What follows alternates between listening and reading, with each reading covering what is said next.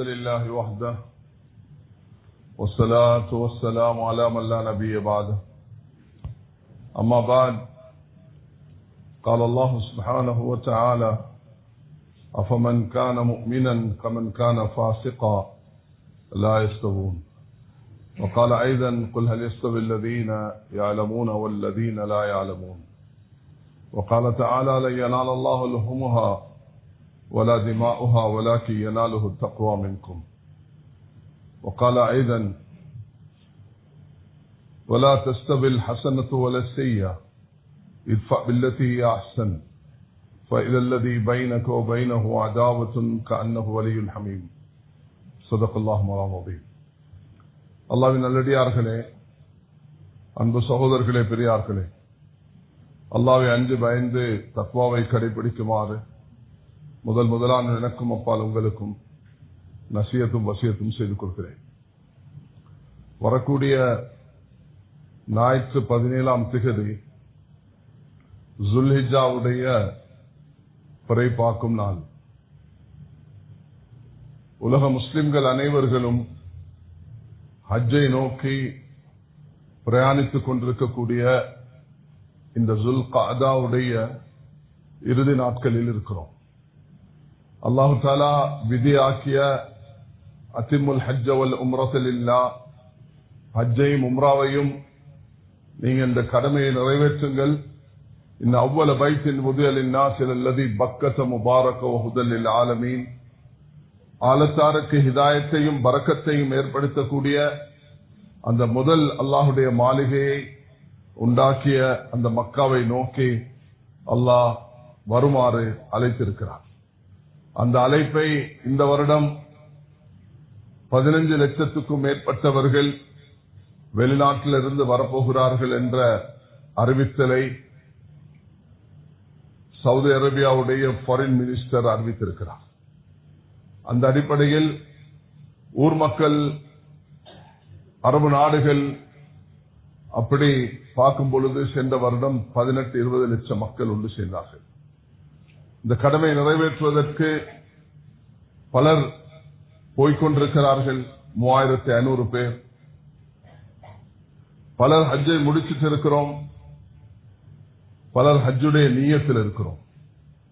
ஆனா எல்லாரும் ஒரு விஷயத்துல ஒன்றுபட்டு இருக்கிறோம். அது என்னன்னா, தொழுகை உலகத்தில் எந்த இடத்திலையும் நடத்த முடியும், நோன்பு எங்க இருந்தாலும் பிடிக்க முடியும், கலிமா எந்த இடத்திலும் சொல்ல முடியும், கலிமாவை சொல்வதற்கு இடம் நேரம் தேவையில்லை, தொழுகை நிறைவேற்றுவதற்கு குறிப்பிட்ட நேரங்கள் இருக்கின்றன, நோன்பு பிடிக்கக்கூடிய மாதம் ஃபர்தாக்கப்பட்டிருக்கிறது, ஜகாத் உரியவர்களுக்கு உரிய முறையில் அந்தந்த சட்டத்தின் ஏற்ப கொடுக்கப்பட வேண்டும்.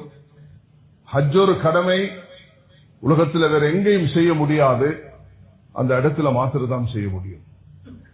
அத மக்கள் எண்ணிக்கையில கூடித்தார்கள் என்ற காரணத்தினால் அரபாவுடைய மைதானத்தை விசாலப்படுத்த முடியாது. காபாவையும் மதீனாவையும் விசாலப்படுத்துறது போல காபாவையும் மதீனாவையும் நபியவர்கள் எந்த இடத்தில் தொழுதார்களோ அந்த இடத்தை பாதுகாத்துக் கொண்டு பல ஆயிரக்கணக்கான லட்சக்கணக்கான மக்கள் தொழக்கூடிய வகையில் மதீனாவுடைய விசாலம் நடந்திருக்கிறது.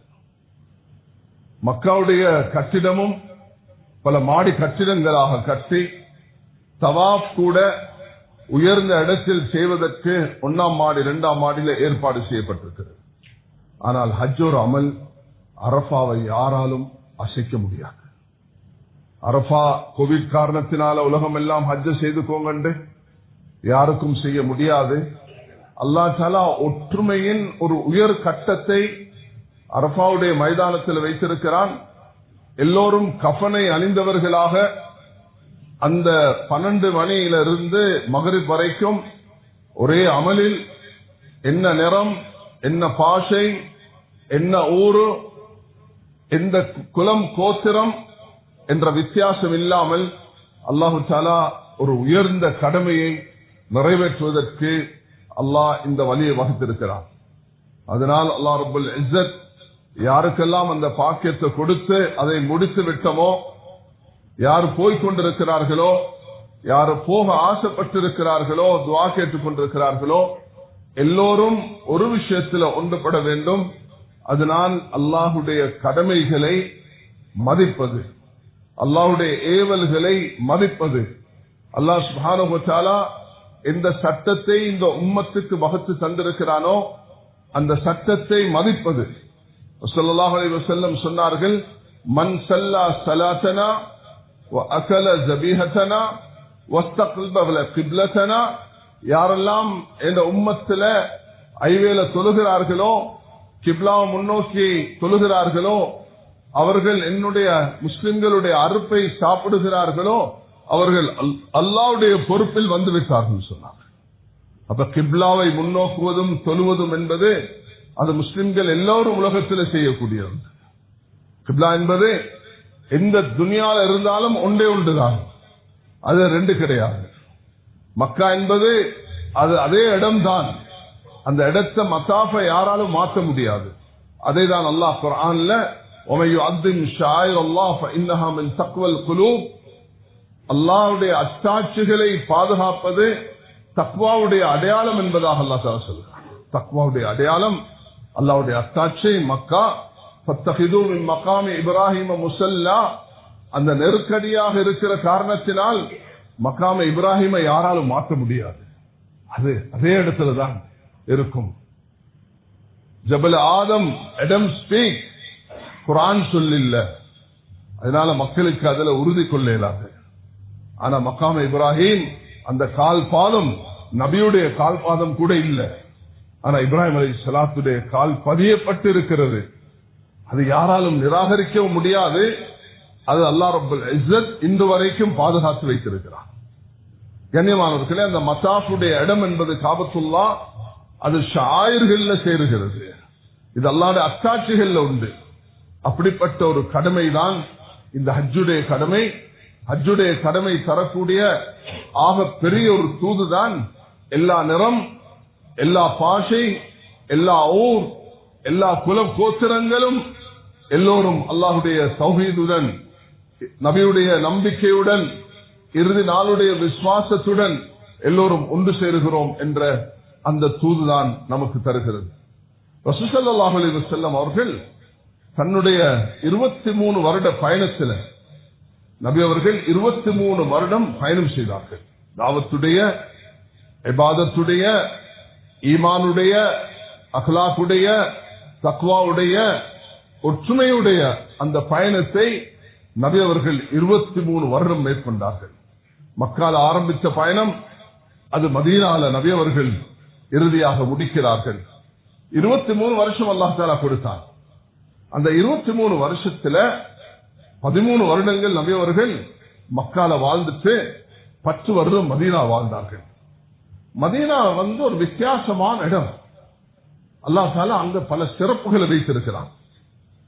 2023 எனக்கு இத்தோப்பியா ஹபஷால ஒரு ஜும்மா நடத்தக்கூடிய சந்தர்ப்பம் கிடைத்தது.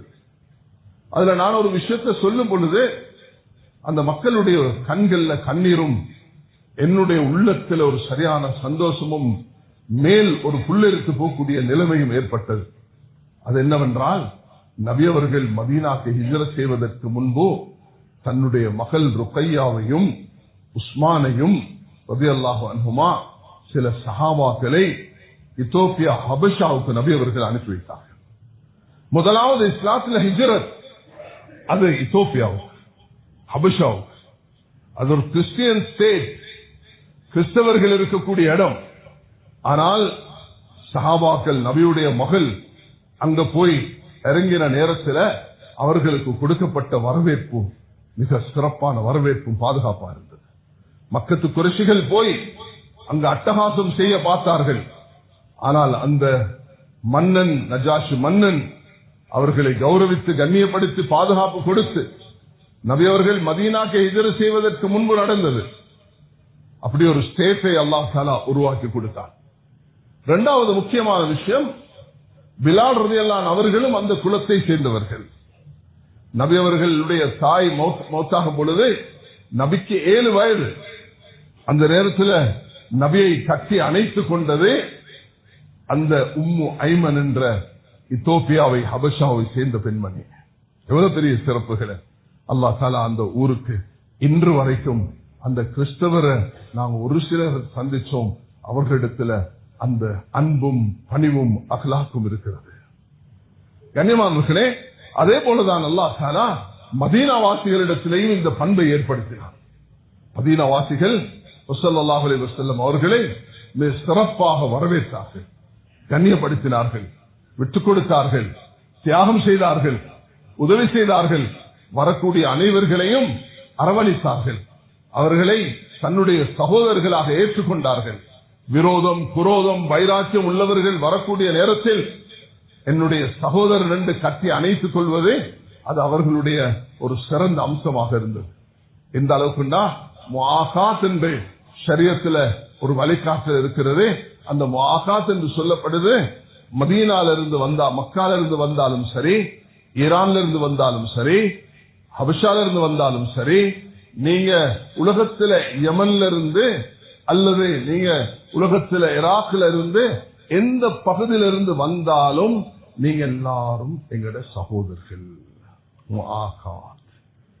உடன் பிறந்த சகோதரர்களை போல பயந்தாங்கன்னா சொத்துல கூட இவர்களுக்கு பங்கு வந்துருமா என்ற அளவுக்கு அவர்களுடைய சகோதரத்துவம் நீடித்தது. மதீனாக்கு வந்து இறங்குகிறார் அப்துல் ரஹ்மான் இப்னு அவுஃப். மதீனாக்கு வந்து இறங்குகிறார் முஸ்அப் இப்னு உமைர். முஸ்அப் இப்னு உமைர் யார்? ஒரு நாளைக்கு 600 திர்ஹம் பொறுமதியான ஆடைகளை அணிவார். அவர் ஒவ்வொரு நாளைக்கும் அந்த உடுப்பை மாற்றுவார். அவரை நபியவங்க பார்க்கக்குள்ள கண்ணீர் வந்துச்சு. ஒட்டு போட்ட ஆடைகளை உடுத்திருக்கிறார். மக்கால இருக்கும் பொழுது அவருடைய வாப்பா அவரை வச்சிருந்த விதம் வேற. மதீனாக்கு வந்ததுக்கு பிறகு அவருக்கு உடுப்பு கூட வசதி இல்லாமல் இருக்கிறார். அந்த நேரத்தில் தான் ரசூலுல்லாஹி அலைஹி வஸல்லம் இந்த பிரதர்ஹுட் என்பதை ஏற்படுத்தினார்கள். மதீனா வாசிகள் கட்டி அழைத்தார்கள். அப்துல் ரஹ்மான் இப்னு அவுஃப் வந்த உடனே வீட்டை கொடுத்து, காணியை கொடுத்து, சொத்தை கொடுத்து, செல்வத்தை கொடுத்து, எதையும் எடுத்துக்கொள் அப்துல் ரஹ்மான் என்று அந்த ரபியா என்று சொல்லக்கூடியவர் வரவேற்பு கொடுத்தார். அப்துல் ரஹ்மான் அவுஃப் ரலியல்லாஹு அன்ஹு சொன்னார்கள், துல்லனி அல சூக், என்னை பஜாரை காட்டுங்க, எனக்கு வேறொன்று வானா, நான் பஜார்ல போயிட்டு சம்பாதிப்பேன். முதல் நாள் அவர்கள் சம்பாதித்தது 1 கிலோ சீஸ், 1 கிலோ கீ. ஒரு நாள் அவர்களுடைய தர்மம் 700 camels. ஒரு நாள் ஒட்டகங்கள் வந்து இறங்கின, சரியான சத்தம். 700 camels வந்து சத்தம் போட்டா எப்படி இருக்கு மதீனா உள்ளுக்கு? நபியோட காலம் முடிஞ்சிருச்சு. ஆயிஷா ரலியல்லாஹு அன்ஹா வாழ்ற காலம். கேட்டாங்க தன் சேவன் கிட்ட, என்ன கியாமத்து வந்துருச்சா? சொன்னாங்க, கியாமத்து ஒன்று வரல, அப்துல் ரஹ்மானுடைய 700 camels வந்திருக்கு சொன்னாங்க. 700 camels நாளைக்கு அவருக்கு கிரீன் சேனல்ல போக இல்லாத ரெட் சேனல்ல தான் போகணும். அவருக்கு பதில் சொல்லி ஆகணும். எப்படி சம்பாதிச்சா, எப்படி செலவழிச்சா? அல்லாஹ் அதை கேட்பான். இது கேட்டவுடனே, இந்த சம்பவத்தை கேட்டவுடனே திடுக்கிட்டு ஓடி வந்தார்கள். திரைக்கு பின்னால் இருந்து, உம்மஹாத்துல் முஃமினீன், முஃமின்களுடைய தாயே, நீங்க இப்படி சொன்னீங்களா? ஆம், நான் சொன்னேன். இது நபி அவர்கள் சொல்லி இருக்கிறார்கள், நீ முட்டுக்காலில் தான் சில நேரம் நடக்க வேண்டியிருக்கும் என்று உனக்கு பதில் சொல்ல வேண்டி வரும். இவ்வளவு பெரிய பேகேஜ் தூக்கிட்டு போகல, அது எங்கால சம்பாதிச்சா, எங்கால செலவழித்தா என்று நாளை கியாமத்து நாளையில சில மனிதர்களுடைய அந்த அந்த நிழல் கிடைக்கும் எப்பண்டா அவர்கள் இந்த கேள்விக்கு பதில் கொடுத்தார். அதை கேட்ட உடனே அப்துல் ரஹ்மான் போயிட்டு உள்ளதெல்லாம் அப்படியே 700 camels சேரிட்டியில கொடுத்துட்டாங்க. மதீனாக்கு வந்தவர்கள் இப்படிதான் வரவேற்கப்பட்டார்கள். சகோதரத்துவம். கண்ணியமானவர்களே, கிப்லாவை உண்டாக வைத்து, தொழுகையை உண்டாக வைத்து, ஒரே குர்பானை சாப்பிடக்கூடிய நாங்கள் அந்த மஸ்ஜிதை அடிப்படையாக வைத்து வரும் பொழுது மஸ்ஜிதில் பல மனிதர்கள் வருவார்கள். சல்மான் பாரிஸ் வருகிறார் ஈரான்ல இருந்து, 200 வயது. ஈரான் அம்பாசிடர் என்னைய இந்த தாக்குதலுக்கு முதல் சந்திச்சார். அப்ப நான் அவருக்கு ஒரு வார்த்தை சொன்னேன். நான் சொன்னேன், உங்களுக்கு ஒரு ஊசி குத்தினாலும் அது எங்களுக்கு வலிக்கும். உங்களுக்கு ஒரு ஊசி குத்தினாலும் எங்களுக்கு வலிக்கும். ஆனா நீங்க எப்படி நபியுடைய குடும்பத்தை மதிக்கிறீங்களோ, சஹாபாக்களை மதிக்கிறோம். நாங்க ரெண்டையும் மதிக்கிறோம். நாங்க சஹாபாக்களை மதிக்கிறோம், நபியுடைய குடும்பத்தை மதிக்கிறோம். எங்க நாட்டில் சில மௌலானா என்ற ஒரிஜினல் அந்த சந்ததிகள் இருக்கிறார், நபியுடைய குடும்பத்தை சேர்ந்தவர்கள், ஹசன் ஹுசைன் ரலியல்லாஹு பரம்பரை. அதை நாங்க மதிப்போம் நபியுடைய குடும்பம் என்றதுனால. அதே நேரம் நீங்களும் நாங்களும் சேர்ந்து சஹாபாக்களை மதிக்கிறோம். எங்களுக்கு ரெண்டு கண்களை போல, ஒரு ஊசி குத்தினாலும் எங்களுக்கு வலிக்கும், ஆனா ஒரு கண்ணை குத்தினாலும் வலிக்கும்.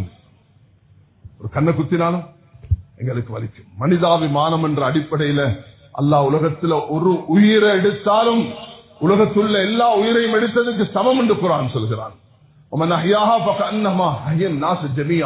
ஒரு உயிரை பாதுகாத்தால் உலகத்தை பாதுகாத்ததுக்கு சமம் என்று அல்லாஹ் தஆலா சொல்கிறான். அதனால உயிரை பறிக்கிறது எங்கட மார்க்கம் அல்ல, வாழ வைக்கிறது தான் மார்க்கம். இது ஒரு சப்ஜெக்ட் நான் உங்களுக்கு முன் வச்சேன். குர்ஆன் அல்லாஹ் தஆலா 4-5 விதமாக எங்களை அழைக்கிறான். ஒன்னாவது அழைக்கிறான், யா அல்லாஹ் யா அய்யுஹன் நாஸ், ஓ மக்களே என்று அழைக்கிறான். யா அய்யுஹன் நாஸ் இன்னா خلقناكم من ذكر وانثى وجعلناكم شعوبا وقبائل لتعارفوا ان اكرمكم عند الله اتقاكم. ஏ மக்களே, உங்களை நான் படைத்திருக்கிறேன் ஆண் பெண்ணாக, குலகோத்திரமாக பிரித்திருக்கிறேன், பெருமை அடிப்பதற்கல்ல. நீங்க நிறம், பாஷை, மொழி வித்தியாசமாக இருக்கலாம், ஆனா நீங்க எல்லாரும் சிறந்தவர் யார்? அல்லாஹ் பயந்து நடக்கூடியவர். மூமின்களே என்று அல்லாஹ் சொல்லவில்லை, உலகத்தில் வாழக்கூடிய 700 கோடி மக்களை பார்த்து சொல்கிறான், யா அய்யுஹன் நாஸ், ஓ யூதர்களே, கிறிஸ்தவர்களே, பௌத்தர்களே, இந்துக்களே, ஏத்திஸ்ட்களே, நாஸ்திகர்களே, உங்களை எல்லாத்தையும் நான் இதுக்காகத்தான் படிச்சிருக்கிறேன் அல்லாஹ் சொல்கிறான். இது ஒன்னாவது. இரண்டாவது அல்லாஹ் தஆலா சொல்கிறான், யா அஹ்லல் கிதாப், வேதமுடையவர்களே என்று அல்லாஹ் தஆலா அழைக்கிறான். யா அஹ்லல் கிதாப் யாரு? உலகத்தில் ஆக கூட பாப்புலேஷன் யாருக்கு தெரியுமா? இந்த வேதமுடையவர்களுக்கு தான். மூசா அலைஹிஸ்ஸலாத்துக்கு எப்ப எந்த டேட்ல இறங்கப்பட்டு சொல்லி யாருமே சொல்லிடாது. எத்தனை வருஷம் வாழ்ந்தாங்க நூஹ் அலைஹிஸ்ஸலாம் யாருக்கும் சொல்லிடாது. இப்ராஹிம், ஆனா நீங்க ஒரு ஜூ கிட்ட கேளுங்க, do you accept Abraham, the accept Moses, do you accept என்று கேட்டீங்கன்னா டேவிட், சொலமன், யூசுப் எஸ் என்று சொல்லுவார். அவருக்கு தெரியும் யூசுப் யாக்கூப் பின் இஸ்ஹாக் பின் இப்ராஹிம், இப்ராஹிமுக்கு பிறந்தான் இஸ்ஹாக், இஸ்ஹாக்கு பிறந்தான் யாக்கூப், யாக்கூபுக்கு பிறந்துதான் யூசுப், கரீம் யூதர்கள் ஏற்றுக்கொண்டிருக்கிறார்கள். அதுதான் தௌராத்தை அல்லாஹ் மூசா அலைஹிஸ்ஸலாத்துக்கு இறக்கி வைத்தான். எங்கள்கிட்ட கேட்டீங்கன்னா, யூதர்கள்ட்ட கேட்டீங்கன்னா முஹம்மது ஸல்லல்லாஹு அலைஹி வஸல்லம் ஏற்றுக்கொள்ள மாட்டாங்க, ஈசா அலைஹிஸ்ஸலாம் ஏற்றுக்கொள்ள மாட்டாங்க. அவன் சொன்னான் குருசிஃபை பண்ணியாச்சு. ஆனா எங்கள்கிட்ட கேட்டா நாங்க எல்லாரையும் ஏற்றுக்கொள்வோம். ஜீசஸ் அது அவர்கள் சொல்லுவார்கள், நாங்க ஈசா அலைஹிஸ்ஸலாம் என்று சொல்லுவோம். அவங்க மூசஸ் என்று சொல்வார்கள், நாங்க மூசா அலைஹிஸ்ஸலாம் சொல்லுவோம். அவர்கள் டேவிட் என்று சொல்வார்கள், நாங்க தாவூத் அலைஹிஸ்ஸலாம் யா தாவூத் என்று அல்லாஹ் தஆலா குர்ஆன்ல அழைக்கிறான். அப்ப எங்களுக்குள்ள சிறப்பு உலகத்துல நாங்க குர்ஆனை ஏற்றுக்கொண்டவர்கள், இறுதி நபியை ஏற்றுக்கொண்டவர்கள், அல்லாஹ்வுடைய ஏகத்துவத்தை ஏற்றுக்கொண்டவர்கள். அல்லாஹ் அதனாலதான் உங்களுக்கு நான் இந்த தௌராத் இறக்கக்குள்ள, நீங்க மூசாவை பின்பற்றக்குள்ள உங்களுக்கு இதே தௌஹீதை தான் நான் சொல்லி தந்தேன். ஆனா உங்களுக்கு ஒரு விஷயத்த சொன்னேன், முகம்மது ஒன்று வருவார் என்று. நீங்க அதை நிராகரிச்சிட்டீங்க. உங்களோட போராமையின் காரணத்தினால், உங்களுடைய சூழ்ச்சியின் காரணத்தினால் நீங்க அவருக்கு சூனியம் செஞ்சீங்க, நீங்க அவருக்கு விஷத்தை கொடுத்தீங்க. நபி அவர்களுடைய சக்கராத்து நேரத்தில் ஆயிஷா ரலியல்லாஹு அன்ஹா சொல்றான், தொண்டையில சிகப்பு நிற அடையாளத்தை நான் கண்டேன். நபி அவர்களுக்கு யஹூதி பெண் கொடுத்த விஷத்தின் தாக்கம் என்று சொன்னார்கள். புகாரில் ஹதீஸ் பதிவாகிறது. நபி அவர்களுடைய வெரி சிம்பதி, ஒரு யூத பெண்மணி நபிக்கு விரும்பமான ஆற்றச்சு கொடுத்தாங்க. நபி அவர்கள் அந்த ஆற்றச்சு சாப்பிடக்குள்ள 2 சஹாபாக்கள் முந்திட்டாங்க, ஆன் தி ஸ்பாட் மௌத்தா போயிட்டாங்க. நபி உங்களுக்கு அல்லாஹ் அறிவிச்சான், இதுல நஞ்சு இருக்குது, சாப்பிட வேண்டாம் என்று. நபி அவர்கள் வாயில வச்சுட்டாங்க, அதனுடைய தாக்கம் சக்கராத்தில் வெளியாச்சு. யூதர்களோடையும் நபி அவர்கள் அப்படித்தான் நடந்தார்கள், கிறிஸ்தவர்களோடையும் அப்படித்தான் நடந்தார்கள். எல்லாரையும் ஒரு மதீனா ஸ்டேட்ல ஒன்று சேர்க்கிறதுக்கு நபி ஸல்லல்லாஹு அலைஹி வஸல்லம் முயற்சி செஞ்சார்கள். என்ன முயற்சி எடுத்தார்கள் என்று சொன்னார் ஸல்லல்லாஹு அலைஹி வஸல்லம் சொன்னார்கள், நாங்கள் எல்லாரும் ஒன்றாக இருக்கணும், நாங்கள் எல்லாரும் ஒன்றா இருக்கணும், நாங்கள் மதத்தால் வேற்றுமையாகும், தக்கும் தீனுக்கும் வலிய தீன், உங்களோட மார்க்கம் உங்களுக்கு, எங்களோட மார்க்கம் எங்களுக்கு. Jew you follow your religion, Christians you follow your religion என்று நபி ஸல்லல்லாஹு அலைஹி வஸல்லம் சொன்னதுதான் நாங்கள் அடிக்கடி ஓதுறோம். குல் யா அய்யுல் காஃபிரூன் லா அபுது மா தஅபுதூன், நீங்க வணங்குறது நாங்க இல்லை, நாங்க வணங்க நீங்க இல்லை, தக்கும் தீனுக்கும் வலிய தீன் என்று அல்லாஹ் தஆலா சொன்னான். அல்லாஹ் இதேதான் சொல்கிறான், லா இக்ராஹ ஃபித் தீன்.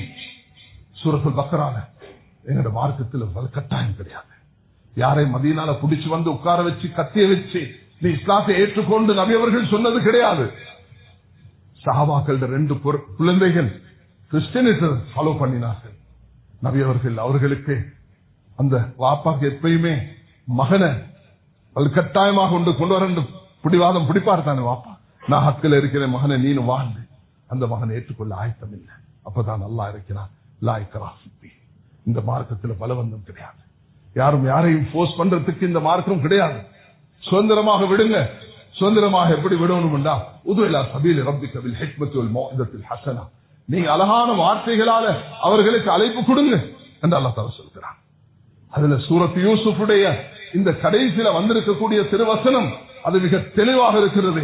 குல் ஹாதிஹி சபீலி அது இலல்லாஹி அலா பஸீரத்தின் அன வ மன் இத்தபஅனி. உலகத்துக்கு சொல்லுங்க நபியே, ஹாதிஹி சபீலி, இது என்னுடைய பாதை, அது இலல்லாஹ், நான் அழைக்கிறேன், நான் மட்டுமல்ல, அன வ மன் இத்தபஅனி, என்னை பின்பற்றக்கூடிய உலகத்தில் இருக்கக்கூடிய இந்த 1 பில்லியன் முஸ்லிம் 1.5 பில்லியன் முஸ்லிம்ஸும் அதே வேலை தான் செய்வார்கள். அவர் டாக்டராக இருக்கலாம், இன்ஜினியராக இருக்கலாம், லாயராக இருக்கலாம், ப்ரொஃபஸராக இருக்கலாம், சாதாரண கூலி மூட்டை தூக்கக்கூடிய மனிதராக இருக்கலாம், பெரிய தனவந்தராக இருக்கலாம். யூதனுடைய தோட்டத்தில் வேலை செய்த அலி ரலியல்லாஹு அன்ஹு அவர்கள் நபியுடைய மருமகன் வீட்டுக்கு வந்தார்கள். எங்க இந்த மருமகனை பேரன்களை காணல, பசி வாப்பா, சாப்பிடுறதுக்கு ஒன்றும் இல்லை, பிள்ளைகளும் அழுது, அதனால பேரர்களையும் ஹசன் ஹுசைனையும் தூக்கி கொண்டு மருமகன் வெளியே போயிட்டார். நபி அவங்க வெளியே போயிட்டு பார்த்தா யூதன் தோட்டத்துல தண்ணீர் வடிக்கிறார். நபி அவங்க அதுக்கு கண்ணீர் வடிக்கல. ஏந்த மருமகன் யூதன் தோட்டத்துல எங்க சரி நான் அப்படி ஹதீஸ் வந்து பார்த்தில்ல, ஏந்த மருமகன் யூதன் தோட்டத்துல வேலை செய்தார் என்று நபி அவர்கள் கண்ணீர் வடிக்கல. ஆனா அலி ரலியல்லாஹு அன்ஹு அவர்கள் கைபரை நோக்கி போக்குள்ள கொடியை தூக்கிட்டு போகிறார்கள். என்னை எதிர்த்து வரக்கூடியவர்களை வெட்டவா என்று கேட்ட நேரத்தில், லா லா அலி, என் அன்பு மருமகனே, அதுக்காக நான் உங்களை அனுப்பல, ஒட்டகங்களை பெறுவதை விட இதாயத்து தான் எனக்கு மேலானது.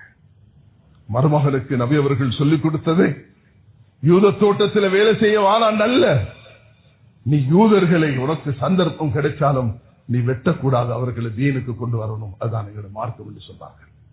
இதனாலதான் ஸல்லல்லாஹு அலைஹி வஸல்லம் மதீனால கண்ணியமானத்திலே நாங்க எப்படி இந்த வீரப்போன் கார்டன்ஸ்ல சுத்தி வளைச்சு பௌத்தர்கள், இந்துக்கள், கிறிஸ்தவர்கள் பலரும் இருக்கிறார்கள். கண்டில பலரும் சேர்ந்து வாழ்கிறோம். பலரோடு சேர்ந்து வாழக்குள்ள எப்படி வாழ வேண்டும் என்றுதான் நபி அவர்கள் கான்ஸ்டிடியூஷன் ஆஃப் மதீனா, மீசாக்கு மதீனா, ஒரு யாப்பு, ஒரு அழகான ஒரு திட்டம் ஒன்றை நபி அவர்கள் வகுத்தார்கள். ஆனா யூதர்கள் அதை நடைமுறைப்படுத்த விட இல்லை. அதை விட்டிருந்தார்கள் என்றால் மதீனா வித்தியாசமான ஒரு ஸ்டேட்டாக இருந்தது. அதை அவர்கள் அனுமதிக்கல. அவர்கள் அட்டகாசம் செய்து, அநியாயம் செய்து, நபிக்கு நஞ்ச கொடுத்து, நபியை கொலை செய்ய வைத்து, நபியை திட்டம் போட்டு பல சூழ்ச்சிகள் செய்த காரணத்தினால நபி அவர்கள் முன்னெடுத்து சென்ற அந்த பயணம் ஏலாமல் போச்சு.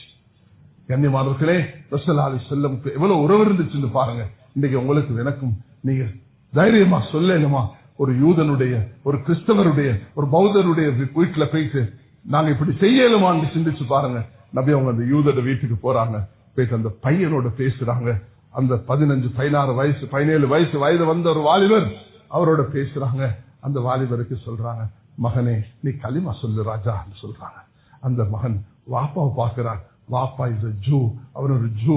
அவரு சொல்றார், அத்தி அபுல் காசிம் மகனே, அவர் சொல்றதை நீ ஏற்றுக்கொண்டு சொல்றாங்க. நபி அவங்க இந்த நேரம் தான் ஒரு ஹதீஸ படிச்சு தாராங்க, இன்னல்லாஹு யுஅய்யிது ஹாதா தீன பிரஜுலின் ஃபாஜிர், சில பாவிகளை கொண்டும் அல்லாஹ் இந்த தீனுக்கு உதவி செய்வான். பாவிகளை கொண்டும் அல்லாஹ் இந்த தீனுக்கு அவர் உடனே கலிமா சொன்னார். நபி அவங்க சொன்னாங்க, அன்கதஹுல்லாஹு மினன் நார், அல்லாஹ் இவரை நரகத்திலிருந்து பாதுகாத்து விட்டார்.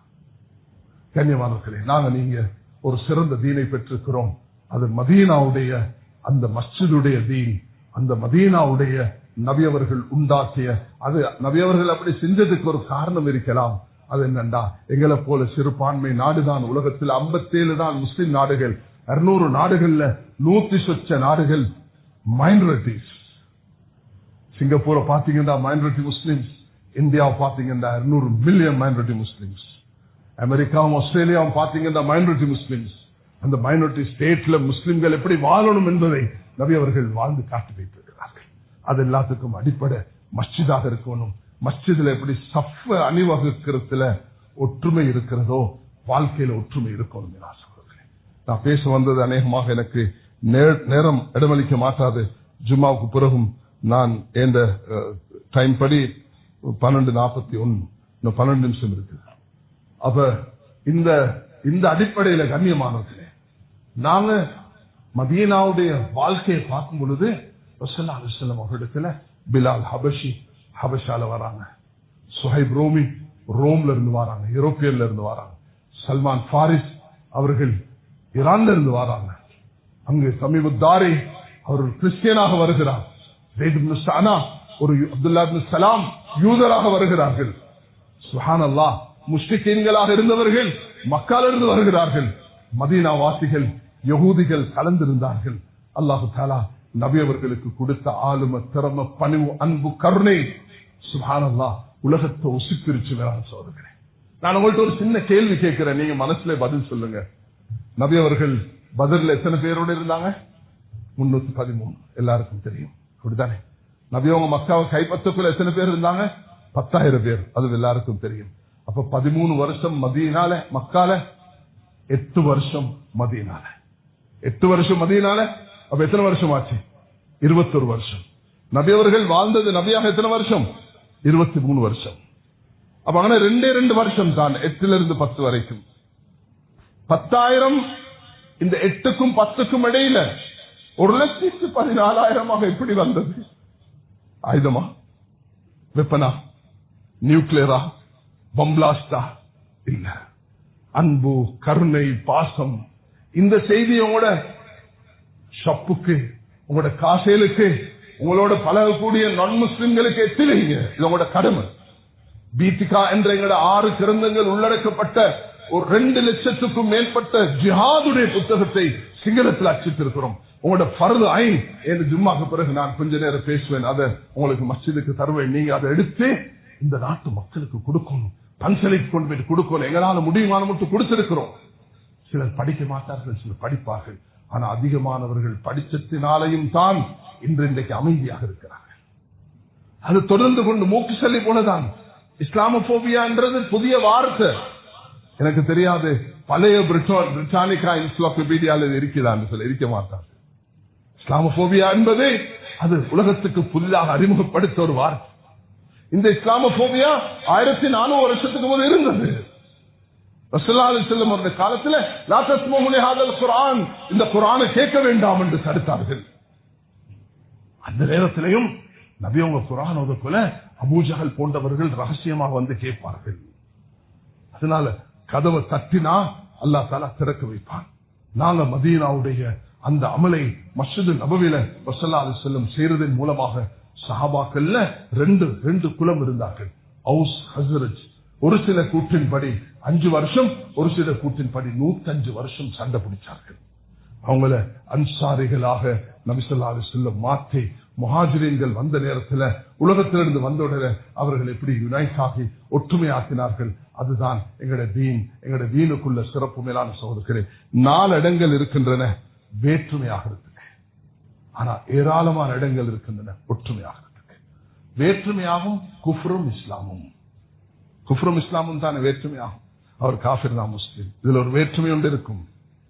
மனிதன் என்ற அடிப்படையில் ஒன்றுபடுவோம், ஆனால் ரத்தம் என்ற அடிப்படையில் ஒன்றுபடுவோம், உதவி என்ற அடிப்படையில் ஒன்றுபடுவோம், ஆனா மதம் என்ற அடிப்படையில் வேற்றுமையாகுவோம்.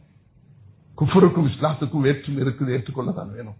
அதனாலதான் காஃபிரூன், அல்லாஹ் யா அஹ்லல் கிதாப் என்று சொன்னது போல 12 இடங்கள்ல அல்லாஹ் தஆலா குல் யா அஹ்லல் கிதாப் 6 இடத்திலையும் யா அஹ்லல் கிதாப் 6 இடத்திலையும் 12 இடத்துல அல்லாஹ் தஆலா சொல்லியிருக்கிறார். ஏராளமான இடங்கள்ல யா அய்யுஹன் நாஸ் என்று சொல்கிறார், சில இடங்கள்ல யா அய்யுஹல் காஃபிரூன் என்று சொல்கிறார். அல்லாஹ் தஆலா என்ன வேற்றுமை இருக்குது, மார்க்கத்தில் வேற்றுமை இருக்கிற போல கொள்கையில முஸ்லிம் இஸ்லாத்துக்கு வந்தவர்களும் சிலர் சஹாபாக்களை நிந்திப்பார்கள், சிலர் அத்வைதத்தை போதிப்பார்கள், எல்லாம் ஒன்றுதான் என்று சொல்வார்கள், சிலர் எம்மதமும் சம்மதம் என்றுவார்கள். இப்படிப்பட்ட வேற்றுமைகள் வரக்கூடிய நேரத்தில் அதை எப்படி கையாள வேண்டும் என்றதையும் எங்களுக்கு வழிகாட்டப்பட்டிருக்கு. மذஹப் ரீதியாக ஷாஃபி, ஹனஃபி, மாலிகி, ஹம்பலி இப்படி வரக்கூடிய வேற்றுமைகளை எப்படி கையாள வேண்டும், இதெல்லாம் வேற்றுமைகள். மார்க்கம் வேறு, மார்க்கம் ஒன்று, ஒன்றுல வரக்கூடிய வேற்றுமைகள். அதே நேரத்தில் மனிதனுக்கு சுவாவ ரீதியாக வரக்கூடிய வேற்றுமைகள். கண்ணியமானவர்களே, ஒற்றுமையை நோக்கி பயணிக்க வேண்டும். அதுக்கு தான் எங்களோட ஒரு பிரகடனம் இருக்குது 2012. அது the unity within diversity, வேற்றுமையில் ஒற்றுமை. எங்களுக்கு வேற்றுமைகள் இருக்கு, ஒரு வீட்டுள்ளுக்கு வாப்பாக்கு மகனுக்கு வேற்றுமை இருக்கும், ஆனா வேற்றுமையில் ஒற்றுமை இருக்க வேண்டும். ஒரு இமாமுக்கு பின்னுக்கு தொழுவிப்போம். உஸ்மான் ரலியல்லாஹு அவர்களை கொலை செய்ய சிலர் வந்து விட்டார்கள், ரூம்ல அடைச்சு வைத்தார்கள், தண்ணீர் கொடுக்கவில்லை. அந்த நேரத்தில் சஹாபாக்கள் கேட்டார்கள், நாங்க எப்படி நடந்து கொள்ள? என்னையால் இந்த பூமியில ரத்தம் சிந்தக்கூடாது, தொழுக. அஹ்சினு மா அஹ்ஸனன் நாஸ் வஜ்தனிபு இஸாஅத்தஹும்.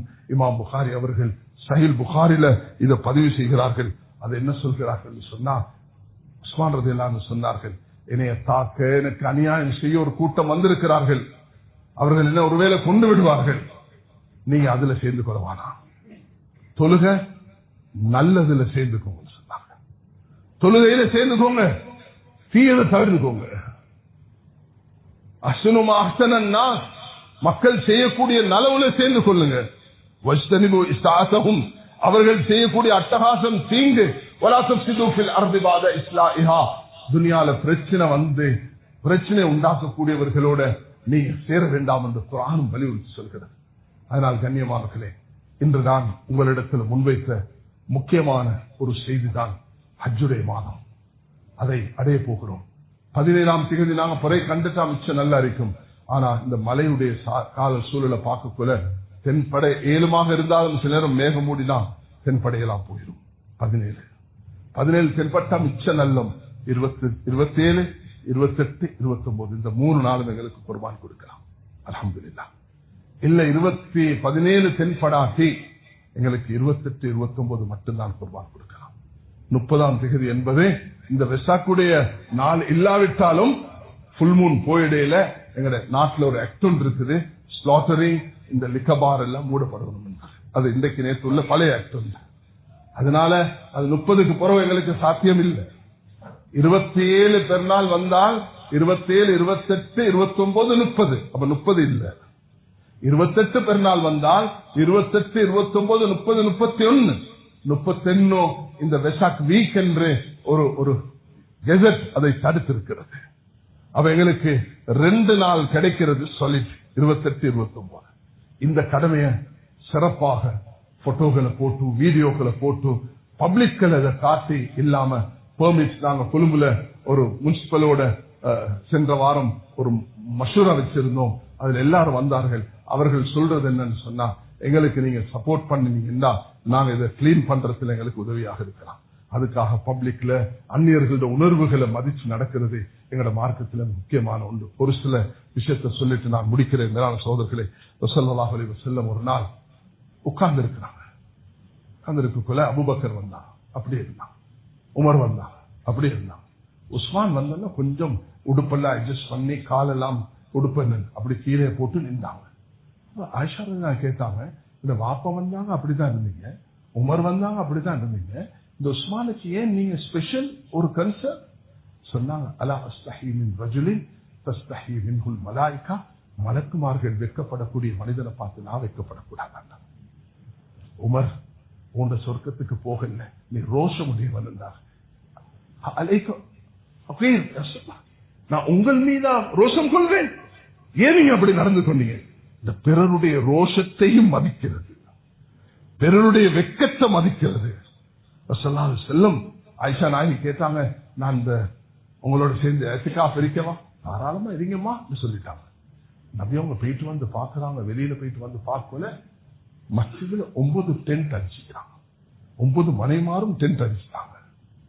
9 பேருக்கு நபி அவங்க அனுமதி கொடுக்கல. ஆயிஷா ரலியல்லாஹு அன்ஹா சொன்ன உடனே 9 பேரும் டென்ட் அடிச்சுட்டாங்க.